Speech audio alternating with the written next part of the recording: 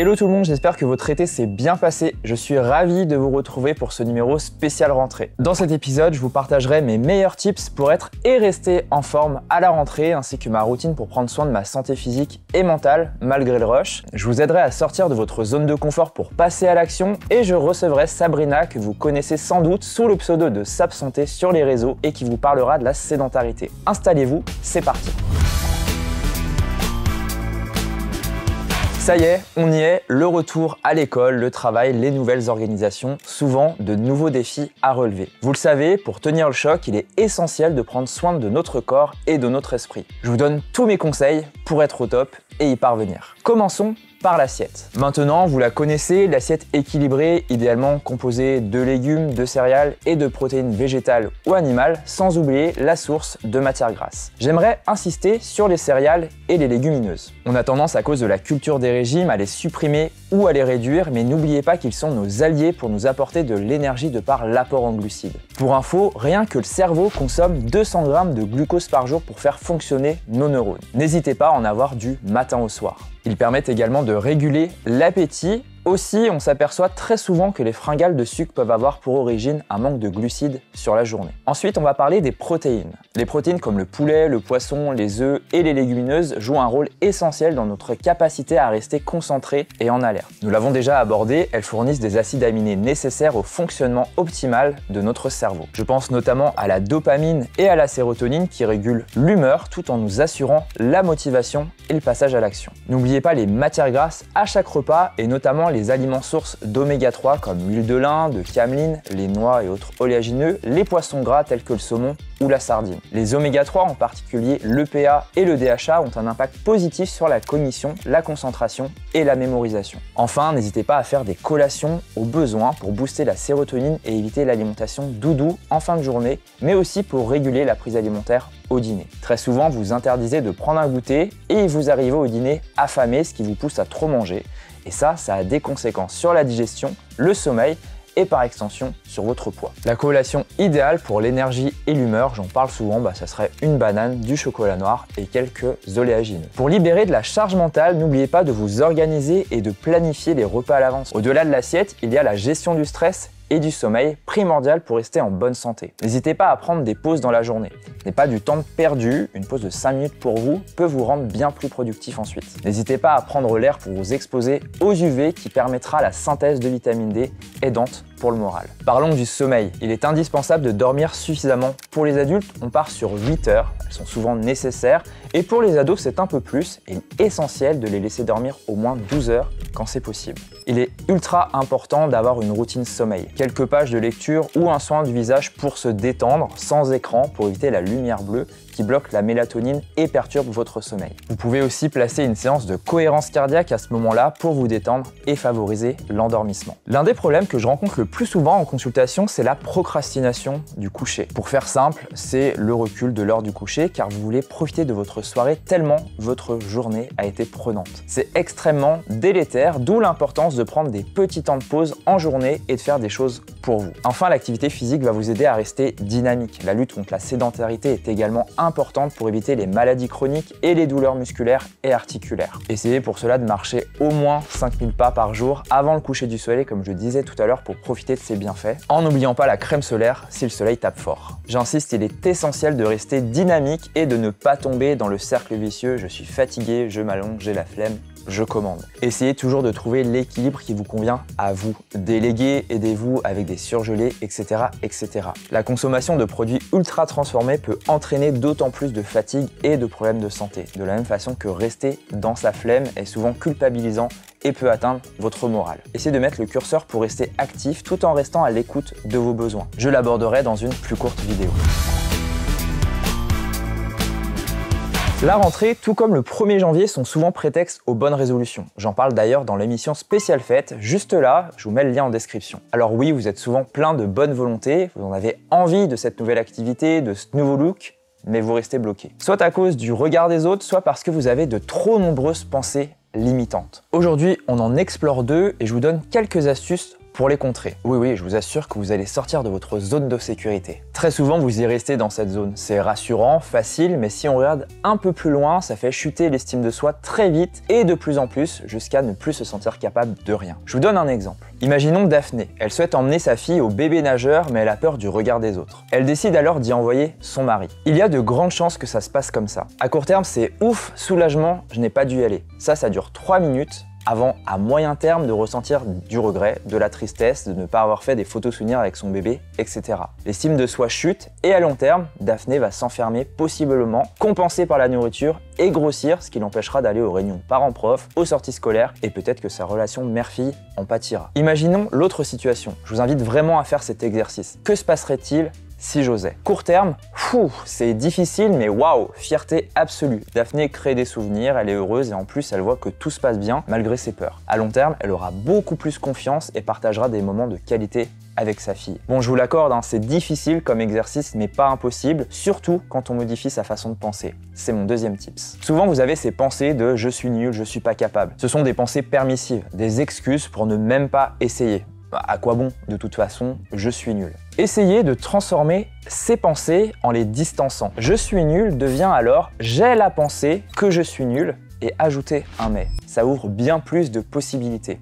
Exemple, j'ai la pensée que je suis nul, mais je suis résiliente et je vais le faire. Enfin, voyez moins gros. Je pense que la société y est pour beaucoup. Sur les réseaux sociaux, on voit des contenus d'entrepreneurs et de parents extraordinaires qui nous poussent à être la meilleure version de nous-mêmes. Personnellement, j'en ai un peu ma claque de toutes ces injonctions à être parfait. Vous avez le droit d'y aller à votre rythme. C'est beaucoup plus efficace que de s'imposer un challenge immense qui amène souvent de la procrastination. C'est tellement énorme que je vais pas y arriver, donc je repousse. Je pense que vous vous reconnaissez un peu. Personnellement, ça m'est arrivé avec l'écriture de mes livres. J'ai donc décortiqué mon immense tâche. Je ne devais plus écrire un livre, mais commencer par écrire le sommaire, puis tel ou tel chapitre. Ça offre en plus de la visibilité sur le projet, des passages à l'action réguliers qu'en plus vous pouvez féliciter, de quoi nourrir votre estime de vous-même régulièrement. D'ailleurs, n'hésitez pas à me noter en commentaire un de vos gros projets et essayer de le décortiquer en plusieurs étapes. Il n'y a pas de petits pas ou de grands pas, chaque pas compte. Et pour traiter ce sujet complexe, j'accueille Sabrina qui est kiné. On est parti. Je sais pas si vous prenez le métro, moi très souvent, et j'ai tendance à avoir ce cliché-là, les escaliers qui sont vides et l'escalator qui est plein. La sédentarité, c'est un petit peu un des mots du siècle et je suis aujourd'hui avec Sabrina qui est kiné et ostéopathe pour en parler. Hello Sabrina. Salut Jérémy. Merci d'avoir accepté mon invitation. Avec grand plaisir. On parle beaucoup de la sédentarité et de ses conséquences négatives. On va peut-être prendre le sujet d'un autre côté. Quel est l'intérêt de bouger? L'intérêt de bouger, il est pluriel parce qu'en fait, ça améliore la santé globale, ça améliore la santé mentale, ça prévient votre confort de vie parce qu'on sait qu'on vit de plus en plus longtemps. Mais est-ce qu'on vit de plus en plus longtemps en bonne santé? C'est ça la question en fait. Parce qu'on a tous cette image de en vieillissant, on perd de l'autonomie, on perd de la liberté de mouvement, pas mal de choses. Et la recette miracle au bien vieillir, ça reste quand même de bien bouger. Donc, lutter contre la sédentarité. On a beaucoup de spots TV sur la sédentarité, etc. Moi, je suis un peu perdu sur la définition. Quand est-ce qu'on est sédentaire? À partir de quel moment, etc. Ce qui définit la sédentarité, c'est des moments de vie où vous êtes éveillé, pas quand on dort, mais où vous consommez très très peu d'énergie. Donc, classiquement, quand vous êtes assis ou allongé. Et finalement, la posture assise, en fonction des boulots qu'on a, ça arrive très très souvent. Donc cette émission, on l'a fait debout et ça c'est génial parce que c'est une des façons de lutter contre la sédentarité parce qu'en se tenant droit, en se tenant debout, on consomme plus d'énergie. Et souvent, on se dit, je suis sportif quand même, je fais du sport 1 ou 2 fois par semaine, ça va, ma sédentarité, j'ai pas de problème avec ça. En fait, c'est faux. Donc là, tu es en train de me dire qu'on peut être sportif et sédentaire. Oui, je sais, ça vous plaît pas, hein, mais c'est la vérité. C'est-à-dire qu'on définit sportif, non sportif, de l'activité physique et de sédentaire ou non sédentaire, sédentaire ou actif en fait. Donc, il y a des études qui ont montré que si vous êtes au bureau 7 heures par jour, assis, et que vous faites du sport tous les jours, même à haute intensité, coucou le crossfit, vous êtes sédentaire. Et que surtout, l'activité physique ou le sport, 1 heure comme ça intense, ne compense pas les 7 heures de sédentarité. À partir de quand on est sportif déjà? Alors, l'activité sportive, c'est l'activité physique, c'est le fait de bouger. Le plaisir de bouger. Le sport, il y a la notion d'équipe, il y a la notion de dépassement de soi, de dépassement des autres, de compétition, de no pain, no gain. Il y a beaucoup de pression. Et il peut y avoir des pressions. Moi, c'est pourquoi pas mal de mes patients ne se mettent pas au sport. Parce que le mot sport fait peur. Justement. Exactement. L'activité physique peut être le mot un peu plus réconfort. Tout à fait. Moi, souvent, je parle de plaisir de bouger, en fait. Parce qu'on se sent mieux quand on a bougé. On se sent mieux physiquement. Parce qu'on a des endorphines, on a des hormones qui ont été fabriquées et donc du coup, on se sent réellement mieux. On se sent mieux aussi psychologiquement quand on a les idées un peu confuses, qu'on est énervé, qu'on est triste, qu'on est en colère, etc. L'activité physique, aussi par les hormones et par le fait de se vider la tête, classiquement, peut nous aider à aller mieux. Donc vraiment, le prérequis, c'est de se dire, ok, vous n'êtes pas sportif, vous aimez pas le sport à part devant le canapé pour regarder un match, c'est pas grave. Le sport, on sait que c'est un facteur de santé, mais c'est pas le facteur principal. Le facteur de santé principal à l'heure actuelle, c'est juste de bouger. Tu aurais des conseils pour bouger plus facilement? Le top 3. Dans les transports, tu l'as dit tout à l'heure, quel que soit votre moyen de transport, inclure de la marche et du monter des escaliers à la place des escalators. Et on se dit, mais on n'a pas le temps. Franchement, si vous vous garez à 5 ou 10 minutes du boulot le matin, vous faites 10 minutes de marche le matin, 10 minutes de marche le soir, fait déjà 20 minutes dans la journée, les recos, c'est 30 minutes. Donc c'est déjà pas mal. Quand vous prenez les transports en commun, de fait, vous marchez. On peut sortir une station de métro, une station de bus plutôt. C'est des conseils basiques. Et souvent, on dit, c'est simple, je le mets de côté. Il ne faut pas sous-estimer le pouvoir des petites choses. En fait, c'est plein de petites choses mis bout à bout qui sont pas si difficiles, qui ont pas un effet waouh, c'est génial, je fais des trucs intenses. Non. Par contre, tout ça, vous capitalisez sur votre santé. Donc vraiment, le top 1, c'est la marche. Vraiment. Le top 2, c'est l'activité physique récréative, celle qui vous fait du bien, celle que vous aimez faire. Alors, moi, j'adore danser. Donc, dès que j'ai l'occasion de danser, je bouge, je danse, même chez moi. Je mets de la musique, ça permet de se vider la tête. Je partage ça avec mon fils et j'adore ça. Ça peut être le vélo, ça peut être la natation, ça peut être n'importe. Le vélo et la natation, on rentre pas dans le sport. Pas du tout. Quand je mets la musique à fond chez moi et que je saute partout, je suis pas en train de travailler ma chorégraphie pour la présenter à quelqu'un, donc j'ai pas la notion de stress. J'ai vraiment que la notion de plaisir et de bouger. Ouais, c'est bien. Et on part et ok, très bien, je vois. Voilà. Et le top 3, je pense qu'une fois qu'on a inclus la marche, qu'on a retrouvé le plaisir de bouger, c'est dans son activité, on va dire, professionnelle, surtout si on est sédentaire. Parce que là, l'activité professionnelle, en moyenne, c'est 7 heures par jour. Et donc, il va falloir inclure du mouvement, inclure de la pause santé. On connaît tous ces collaborateurs qui fument et qui ont des pauses clopes assez faciles, cela dit en passant. Du coup, vous pouvez vous permettre de prendre des pauses, c'est souvent dans vos contrats de travail, pour votre santé. Aller aux toilettes, un étage plus haut, 2 étages plus haut, prendre les escaliers. Entre midi et 2, avant d'aller à la cantine, après d'aller à la cantine, ou en cherchant votre repas, vous marchez un petit peu. Voilà. Motiver les collègues aussi, parce que quand on fait des choses ensemble et qu'on sociabilise, c'est intéressant. Donc, remettre du mouvement dans sa journée. Et pour la majorité d'entre nous, la journée, c'est une journée qu'on passe au travail. Donc, remettre du mouvement dans sa sédentarité au travail, ça me semble indispensable. Tout à l'heure, quand tu as dit qu'on avait tous le temps de le faire, j'ai tilté sur le sujet où je me fais le plus taper sur les doigts. C'est « j'ai pas le temps ». Et je pense souvent aux parents qui me dézinguent quand je dis que toutes les personnes et tous les parents ont le temps. Ce qui est vrai. Souvent, le temps n'est pas optimisé. Beaucoup de mamans, et c'est un des sujets de l'émission, font tout. C'est la super maman qui ne prend aucun temps pour elle, etc. Moi, je reste convaincu qu'il y a des tas de choses à trier pour pouvoir prendre du temps pour soi. Si c'est vraiment pas possible et qu'il y a les enfants, qu'est-ce que tu pourrais conseiller pour bouger? Alors, je suis maman. Je suis maman célibataire. Le seul avantage du divorce, c'est que du coup, mon fils est parfois chez son père, mais dans un couple fonctionnel, le père peut prendre sa place de parent et le coparent peut aussi prendre sa place de parent, donc vous pouvez avoir du temps que pour vous. Souvent, des mamans me disent, je vais me remettre au sport parce qu'en fait, c'est un truc que je peux faire que pour moi. Donc, ça peut être une solution aussi pour sortir de chez vous. Et sinon, les enfants, ils apprennent par mimétisme. Donc, à partir du moment où vous faites, tout à l'heure, j'ai parlé de la danse, je danse avec mon fils. Je fais de l'activité physique avec mon fils. Et ma plus grande fierté, là, il a 8-10 ans, c'est qu'en fait, lui vient me chercher en me disant, maman, on fait du yoga? Oui.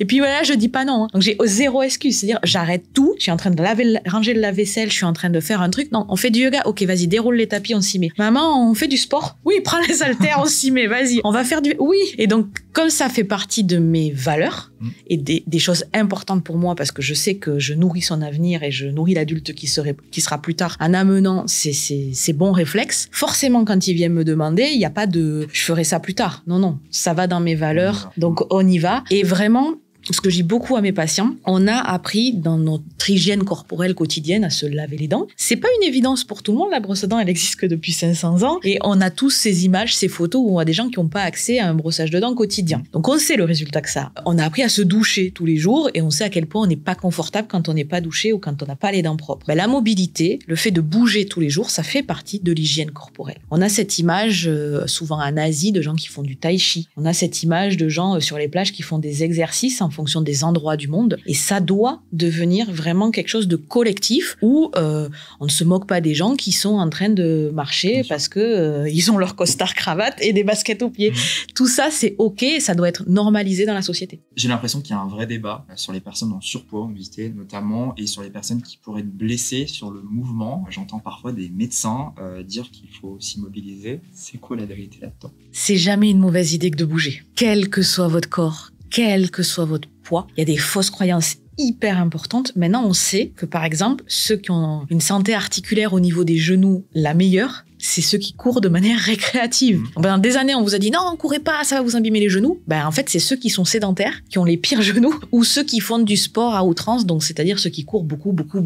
Si on fait ça de manière récréative 1, 2, voire 3 fois par semaine, sur des distances tout à fait acceptables, il n'y a aucun problème, même en surpoids, même en obésité. Les seuls principes à respecter quand on commence une activité physique, là j'ai parlé de course, mais ça peut être tout et n'importe quoi, c'est la progressivité. Votre corps, il est adaptable. En plus, quand on rentre dans le critère obésité, on ne sait pas ce qu'il y a derrière. Moi, je suis en situation d'obésité, et pourtant, quand je fais un épédance-mètre, j'ai 10 kilos de muscles de plus que la moyenne des femmes de mon âge. Donc ces 10 kilos de muscles, ils me servent à plein de choses. Ils me servent à bouger, ils me servent à tenir mes articulations. Donc c'est pas parce que vous avez un poids et une taille que ça vous définit. Donc vraiment, il faut faire ce que vous aimez, le faire de manière progressive, petit à petit. Souvent, on veut démarrer tout d'un coup, mais une fois que vous avez respecté ce principe primordial, libre à vous de faire ce que vous voulez. En plus, ça booste l'estime de soi quand on y va progressivement.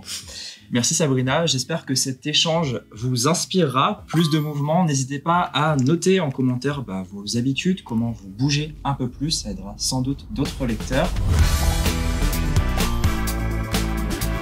J'avoue que j'allais vous faire un cours magistral sur les morning routines avec les avantages et les inconvénients, mais ça vous aurait peut-être orienté vers le « je dois faire une morning routine pour réussir ma vie ». Et tout ce qui tient au développement personnel, être la meilleure version de soi-même et toujours plus se lever à 5 h du mat en se plongeant dans un bain froid a tendance à m'irriter de plus en plus. Alors je vais vous parler de ma propre expérience de « vas-y YOLO, on verra au jour le jour ». Spoiler, je l'ai fait 2 ans et j'ai fini en burn-out. Tout simplement parce que sans cadre, il est difficile de se maintenir à flot. Et c'est important de le dire car aujourd'hui, le cadre et le contrôle sont extrêmement diabolisés. Je le vois sur certains comptes, contrôler ce que l'on mange, c'est avoir des TCA. Non. Enfin, ça dépend. Mais le contrôle n'est pas forcément toxique. Il peut être aidant quand on met le curseur là où il faut. Sans tout ce cadre, j'ai honoré mes consultations, mais j'ai aussi accepté plein de projets, dont mon premier livre, en me disant que je calerais ça à un moment. Le fait est que tout rentrait dans mon planning. Tout rentrait, sauf mon créneau santé physique et santé mentale. Je me suis littéralement oublié et je me suis craché en beauté, immobilisé des mois sur mon canapé à ne plus pouvoir travailler et à perdre de l'argent car je suis